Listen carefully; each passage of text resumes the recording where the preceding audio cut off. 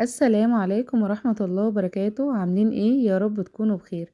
تعالوا نحضر مع بعض النهاردة وصفة كده سهلة وحلوة اجدادنا كانوا بيعملوها لنا زمان. اكيد طبعا اول ما شفت شكلها كده انتوا عرفتوا هي ايه.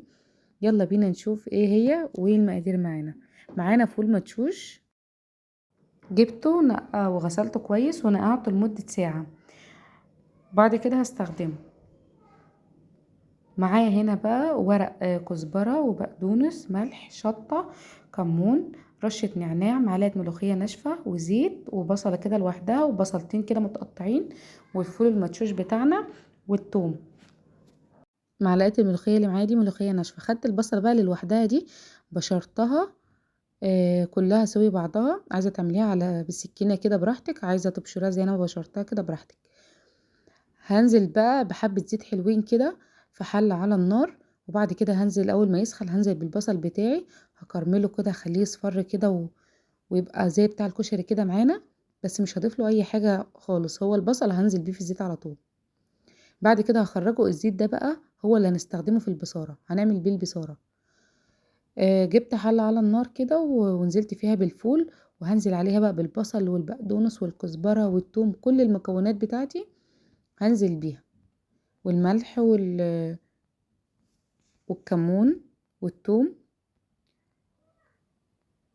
وكمان حطيت شطة، الشطة دي اختياري، الناس اللي بتحب الشطة وعايزة تحط شطة تحط، الناس اللي مش بتحب الشطة ممكن تحط قرن فلفل حامي كده سليم زي ما هو، هيديلها طعم كده بسيط. جبت بقى معلقة الملوخية ورشة النعناع، اخدتهم في ايدي كده وفركتهم كده ايه بالراحة. بعد كده هقلبهم قلبتين وهغطيها بقى. اول ما تغلي كده ايه هوطي عليها النار. بصوا هنا اول ما ابتدت تغلي انا نزلت عليها بمعلقتين كبار كده زيت، اللي هو الزيت اللي بتاع البصل يا جماعة، اللي احنا عملنا حمرنا فيه البصل، بيديها ريحة تحفة. والبصل اللي بيبقى محروق في الاخر ده بيديها ريحة تحفة، وكمان بيخلي طعمها جميل. هوطي عليها بقى. بصوا كده الفول كان استوى معايا خالص ونزل، بصوا لتحت ازاي، يعتبر اتهرى معايا. هاخدها بقى، لو عندك هاند بلندر وعايزه تضربيها بالهاند بلندر وهي مكانها براحتك، بس انا بصراحه بستخدم الخلاط عشان بيخليها انعم. انا خلطتها في الخلاط. هحطها بقى في حاجه كده معايا. بصوا قوامها عامل ازاي.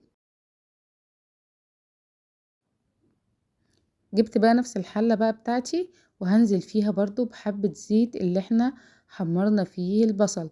واول ما يبتدي يسخن معايا كده هنزل بقى بصوا بمغرفتين 3 كده من البصاره بتاعتي، وهقلبهم كده قلبتين. وبعد كده هنزل بباقي الكميه بتاعتي.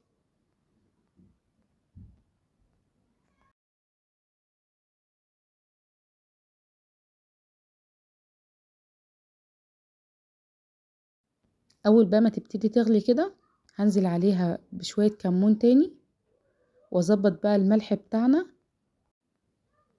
وهنا حطيت رشة شطة كده تاني عشان حسيت ان انا ايه عايزة احط لها شطة تاني. الشطة اختياري يا جماعة. هقلبها كده بقى، واول ما تبتدي تغلي معايا خلاص هطفي عليها النار بقى واغرفها.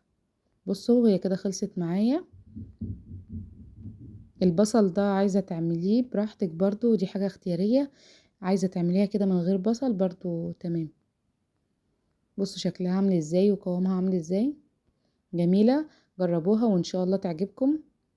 ولو عجبك الفيديو ما تنسيش الاشتراك في القناة. والسلام عليكم ورحمة الله وبركاته.